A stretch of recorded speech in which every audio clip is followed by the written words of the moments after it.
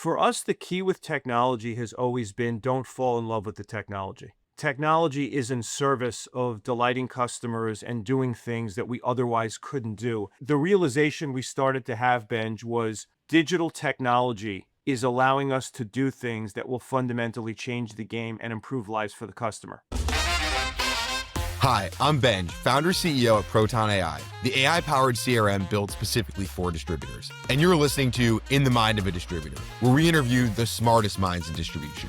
Let's get into it. Well, Erik, thank you so much for coming on to the In the Mind of a Distributor podcast. As everyone I'm sure knows, Erik was the longtime CEO of MSC, one of the largest industrial distributors in the US.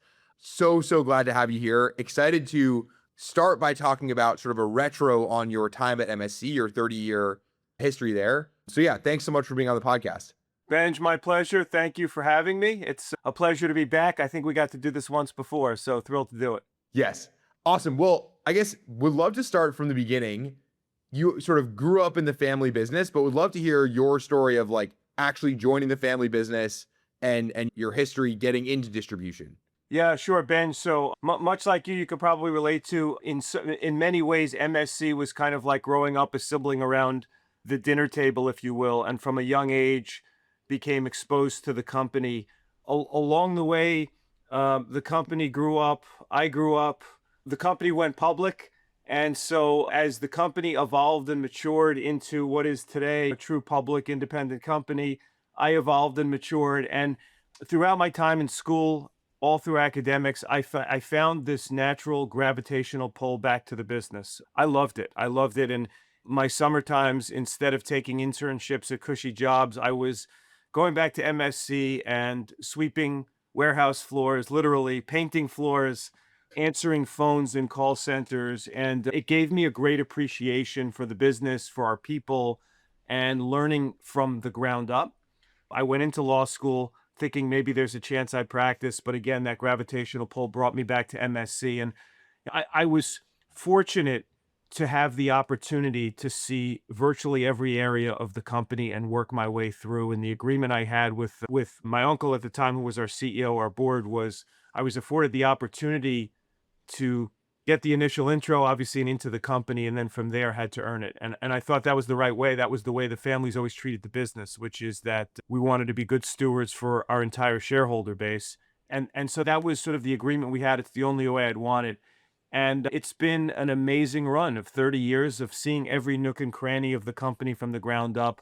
The last 13 of those 30 years, really, if you extend my time as CEO to also president, the last 15 years at the helm of the company, and which was for me just the ultimate privilege and honor and a great run. When did the company go public? And I'm curious how that changed the dynamic within the family. So we went public in December of 1995. So, I mean, it's been 30 years, life as a public company. Yep. I always say that we're really lucky that I think we punch above our weight for what is considered in the investment world a mid-cap company, a market cap plus or minus 5 billion. I look at our board of directors and say, boy, how are we so lucky to get these great people to join the company? In some ways, certainly there were changes. You know, the company goes from private to public, and from a governance standpoint, there's changes. And from a sophistication standpoint, compensation and such. I think two things, though, that stayed true. One was the family's perspective on the business, as I mentioned. Even when we were private, we always viewed Yep. ourselves as stewards of something bigger than ourselves. We never tried to treat it like a family business that was in service of our family. We always Yep. viewed a stakeholder community that we were accountable to. And so in a lot of ways, it was a natural transition for us. I think the other thing, Benj, that's been really cool is staying true to my grandfather's values. He starts the business in 1941, and he was a very principled man. Wasn't a particularly vocal person. He was the type of leader who did it by actions, but there are a few values that came ringing through. And I think if he were alive today, I got to work closely with him for many years. We overlapped before he passed away. I think he'd be really proud.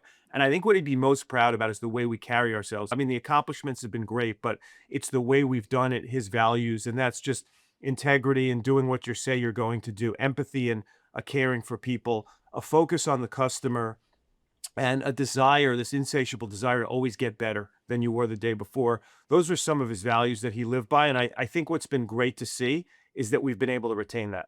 So you joined the business right around the time that it went public.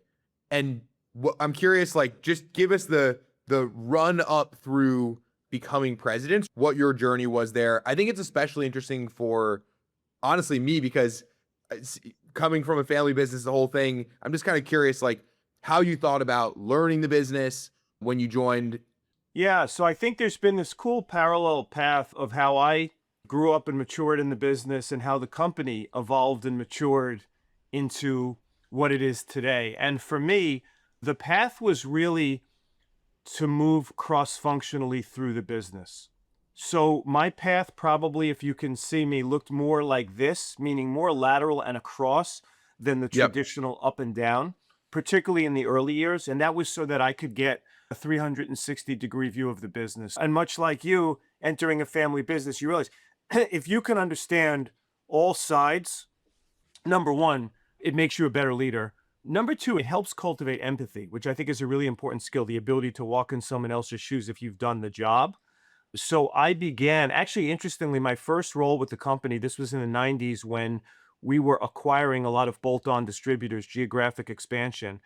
And my Yep. first job was to build out a team, a process, an approach to integrating those businesses into MSC. And it gave me an enormous win, like a crash course into distribution, because through that process, we had to learn supplier relationships, customer relationships, technology and systems issues. Most importantly, probably is the culture and people issues and how you assimilate culturally. So that was my first role. And then from there, it was into sales, into product management. I spent some amount of time in almost every part of the company. But again, it was very much sort of a lateral move through. Yep. Yeah, makes sense. And then you become president, CEO, or president first and then CEO something like 15 years ago. What was that transition like, going and becoming the CEO of the business? So one of the really cool things, Benj, is I kind of feel like there's been a few things that we've gotten right over. I mean, we're 85 years old as a company, and yet Martina, who I transitioned to, is Yep. only going to be is our fifth CEO in 85 years. And so we kind of developed over time this playbook for doing transitions. And I learned from my predecessor, David Sandler, who learned from his predecessor, Mitch, who's our non-exec chair. And it's really a process of pressure testing somebody over an extended period of time. And so David laid out a game plan with me that extended over many years. So we had a great transition, and I felt like two things. One is when you get in, there's always an element, as you know, starting your own business, of when you're in the seat. There's no reproducing it through practice, right? You're in the game, and it doesn't feel like anything else. But I did feel as prepared as I possibly could be, because we had a really good succession plan that was extended out over a long period of time. And I think the other thing it did for me was give me a perspective on when the time came for my transition, which just happened in January. Yep. I had a playbook to work from. And so that transition, while it occurred in January, was years in the making. So early on in your tenure as a CEO, Amazon talked about entering the B2B market. And I feel like that sort of played out to be less of a big deal in retrospect than it seemed at the time. But at the time, I think everyone was like really freaking out about it. So I'm curious, like, how did you think about Amazon relative to the MSC value prop? How have you thought about it going forward? Yeah. The Amazon announcement, our feeling at the time was that it was going to be a tough putt for Amazon to pivot from B2C into B2B, and particularly within B2B into technical high touch areas, that it was a very different animal. But we also felt like it's Amazon. They have a tremendous staying power, the smartest people in the world. If they want to, they could probably figure it out. And even if they don't figure it out, they could do some damage along the way, and or set off a chain of events that we couldn't imagine, but that there would be changes coming. So we looked back, and if you looked at the last chapter we were coming out of, I would refer to that as a spot buy model. MSC in the industry was known as, at the time, it was a catalog house. But essentially our role in the world was we had this awesome logistics engine, a massive product assortment, high quality product assortment, great customer service experience. And we got product to customers next day for unplanned spot buy needs. And that Yep. was a tremendous role we played, but nothing lasts forever. In the spirit of reinvention, we felt like that's what Amazon could potentially not only reproduce, but take to another level if they were to be successful. So it was the impetus for change. At the same time, an interesting dynamic was playing out, Ben. So you're now looking at a few years removed from the global financial crisis. And while it was a few years removed, that event had a profound impact on our customer base. So MSC's customer base, 70% of our revenues are into the manufacturing sector. So you're talking about manufacturers of all size. And many of them had a near-death experience, if you will. You go back to economics 101 in this time of a crisis, cash is king. So we found that our customer base had an awakening. And the awakening was, geez, it's not just about piece price. This game, winning at manufacturing, is about throughput, being really efficient, and being really fast to market to be able to get products into customers' hands faster. And so this drumbeat, while the Amazon move was real, and if you will, the reaction was somewhat defensive of how do we defend against Amazon, there was a similar dynamic playing out that was, I would say, more offensive, which is we started to see white space in the distribution market because these manufacturing customers that we had were crying out for help, basically saying, we need help running our business better. And what that meant was we need help getting more efficient and streamlining our cost structure because we're facing disintermediation from technology, we're facing competitive overseas threats, and we're facing margin pressure.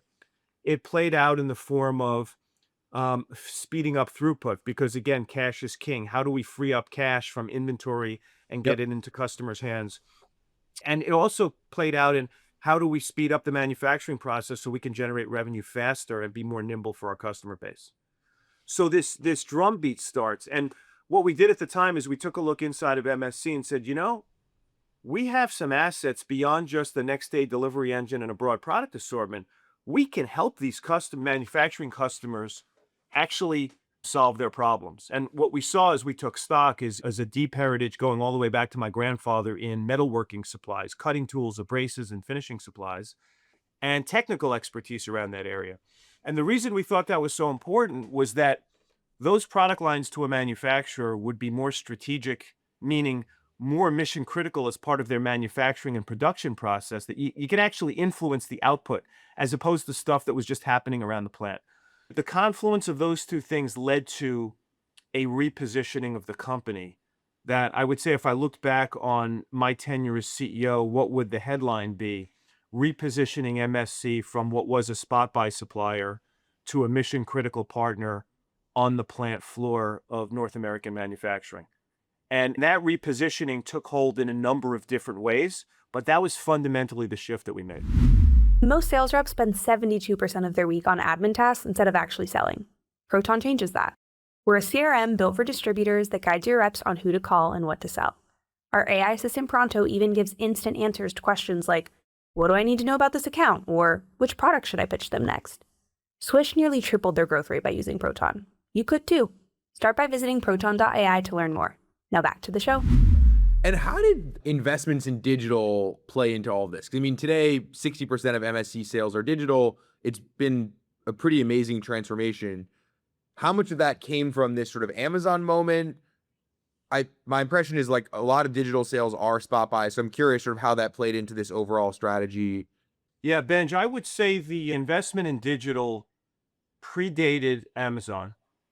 Yep. Certainly the Amazon momentum accelerated it. I would say COVID then accelerated it again. The efforts around digital started even during the prior chapter. And I know we'll talk about sort of perspective on the industry and for other distributors thinking about this. For us, the key with technology has always been don't fall in love with the technology.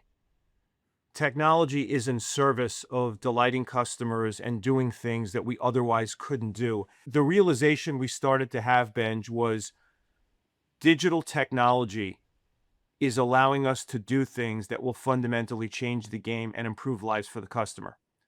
So, I mean, I'll give you a great example. Obviously, search on an e-commerce site, and that's been really hard, by the way, because our catalog was It's so huge. clean and so easy, but it's bounded. It was limited, and we had reached the sort of the maximum capacity of the catalog. And one of the things we're hearing from our customers is as many SKUs as we had, they have assorted needs for other products. And e-commerce gave us the ability to open that up and not be bound by a physical print. Another great example would be our marketing efforts, our digital marketing efforts, which have really picked up steam as of late, thanks to the help of Proton, I might add. But a great example would be the traditional catalog house approach to marketing that MSC benefited from for many years was print brochures.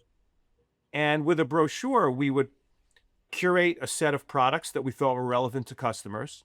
We would storyboard those out and come up with a print brochure that would last a month. It would go out. We would see the returns relatively quickly, but by the time we could make adjustments, we're 2 or 3 brochures out, which is 2 or 3 months later. And I contrast that to digital marketing that is a cornerstone of our marketing programs today, where we curate product assortment and merchandising decisions daily. We see results hourly, and we make changes daily. So literally by the next day, if we see something that's working or not working, we can adjust. That's a great example where our lead times went in a print world from at least 6 weeks to be able to move on a dime to 24 hours. So those would be Yeah. examples, I think, of thinking about technology in service of something as opposed to the end in itself. You guys have invested in digital capabilities beyond just I go on the website, I search for an item and I buy it. Yeah. How have you thought about digital as a service layer to the customer? So part of what we did when we made this pivot from spot buy to being mission critical on the plant floor was we moved and focused within our portfolio on product lines and services that are technical or high touch. And Yep. we literally extended the footprint of MSC inside of our customers. So in the old model of the spot buy chapter, our role in the world basically stopped when the UPS truck would deliver to our customer's loading dock. Fast forward 10 or 15 years, our role is as much as anything inside of the customer's operation. And there's 2 ways that plays out where digital assets and data are at the core of it. So one would be our inventory management systems, i.e. vending and VMI. So our vending Yep. machines, while they're secure units that can dispense tooling, that's only half of the benefit. The other half of the benefit is that these machines are capturing data, capturing usage patterns by job, usage patterns by person. And so being able to mine that data is bringing value to the customers because we can go back and help them cost jobs. We can go back and identify training opportunities for them where one group is using X amount of cutting tools and the same group doing a similar function are using 2 or 3X. We have an opportunity there. So harnessing that data is powerful. The other program that has extended our reach inside of customers and it also is anchored in data is our implant program. So this is where for larger customer relationships, we'll actually place an MSC person, an associate, one or more full-time inside of our customers. And this one's really picked up steam. And I think in large part because for most of our customers, one of their biggest challenges right now is access to qualified trained labor, particularly in the manufacturing end market. And we're helping overcome that with our customers. So that program went from pre-COVID, I'll call it around 1% of sales, Benjamin. We did it when we had to reactively. We realized we Yep. were onto something. Fast forward, that program is now 20% of sales and climbing. And Wow. the value is our people are playing a role of procurement and put away and light manufacturing services like kitting and value add.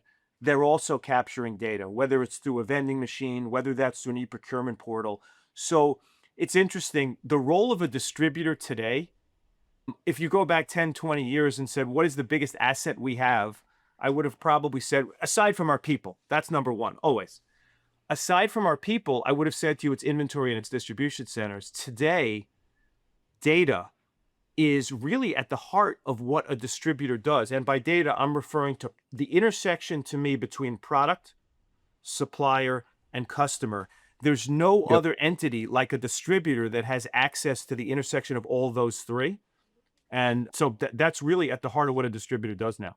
Yep. Yeah, makes sense. I want to dig into that on-site program a little bit more because I know that's been such a big success. How did you think about designing roles and role clarity as you were rolling out that program? The thought behind the question is that a lot of like mid-size and smaller distributors often offer some version of an on-site help, but through their outside salesperson who really should be Right. selling. And so the roles kind of get all jumbled. And so I'm curious, like, how did you think about differentiating the roles? And at what scale did you say, okay, we don't want the outside salesperson putting stuff away at a location. We're going to have someone here who is really in charge of this and Yeah. manage it in a thoughtful way. It's a good question, Benj. I would say pretty early on as we hit the accelerator on the program, and we hit the accelerator on the program because we were hearing it from customers. It was Right. pretty clear that the customer was asking for somebody full-time and dedicated. And you're exactly right. The outside salesperson who was generally compensated in some way, shape, or form to grow, whether it's revenue or gross margin dollars or whatever, has to move around from account to account. The role that what the customer needs is different from somebody that's just adding on new products. They need somebody who essentially this person becomes an extension of the customer. They are Right. really part of the fabric of the customer's team and operation. What's interesting on the people front, as much as structure, it led to a different challenge, which is the old model of an inside person would exist in a branch or a customer care center where they're surrounded by a management structure and team members. Oftentimes, these folks are either on their own or maybe they have one or two other people, and they're inside of our customer from a training and development standpoint. The skills needed, you're talking about somebody that's got to be more autonomous and has to be able to make decisions independently with obviously with some guardrails, but has to be equipped to be able to make decisions on the spot that in the past they could just, lean over their shoulder or look at their manager Right. and say, what should I do? It's a different game because if you try to take that model into an implant, you're going to slow down dramatically. So I'm curious how you guys got around that. I would say a combination of training and Yep. culture and leadership around what the expectations are, what's okay, that it's okay to make a mistake as long as you learn from it. And so I think certainly some training and then some expectations and leadership. Want to pivot to talk about AI at MSC, which you mentioned and I think is right, is like the next big shift that we're going to see in distribution.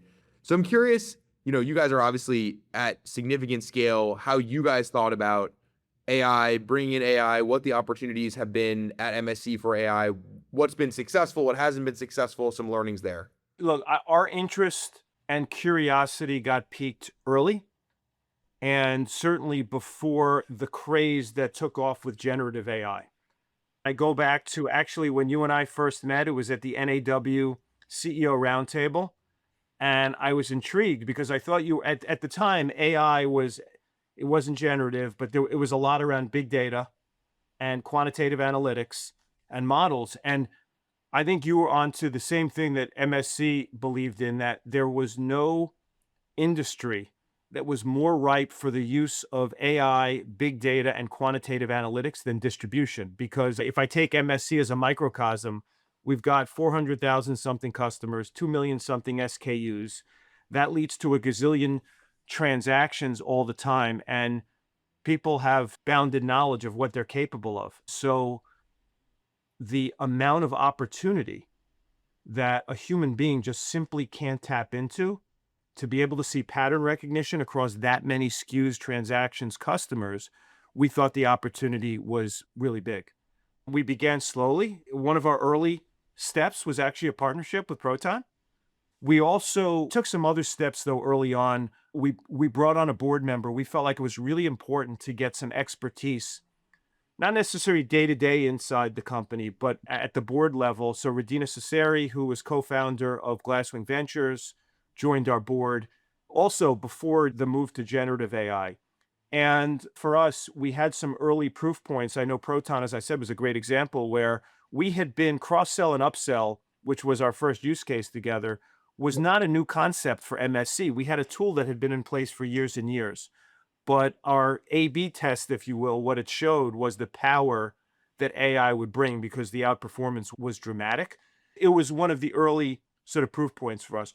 Pricing being another. I would Yep. say for us, we were early to recognize the power of this. We took some, I would say, baby steps in the early years pre-generative AI. I want to talk a little bit about where all the generative AI use cases are going. The big conversation now is around what's going to happen in the labor market. And a lot of these use cases are replacing what used to be very manual tasks with AI. Yeah.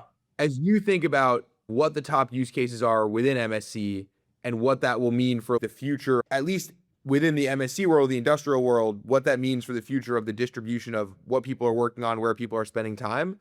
I'm curious how you see that playing out over the next, call it 5 or 10 years. Yeah, that's a great question, Benj. I would say the way we think about AI is we look at the entire value chain of a distributor from the time you figure out what to buy and buy from a supplier to warehousing it to getting it to customers to servicing and all the stuff that happens after sale. There's virtually not a spot in the value chain where there should not be some application for AI technology. And that could be to either reduce cost or slash improve productivity. That could be to generate revenue, as we talked about with cross-sell, upsell, and marketing, or it could just be to make life better and easier for the customer. So for us, it's got to go end to end across the value chain. I think you raise a really good point that the role of the human being inside the company, we've always had this mantra that there's like a bifurcation of people who believe the answer is in digital and other people who say it's in people.